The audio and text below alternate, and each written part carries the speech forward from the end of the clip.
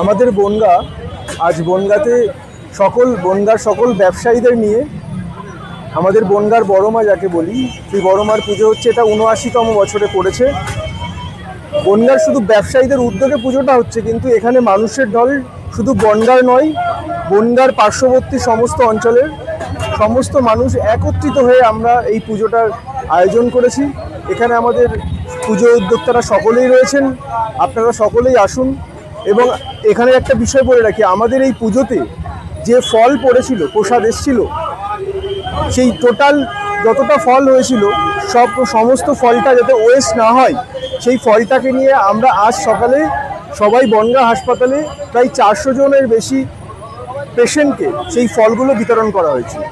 এবং আমরা চেষ্টা করি যেন কোনো খাবার ওয়েস্ট না হয়, সেটা আমরা সবসময় খেয়াল রাখি।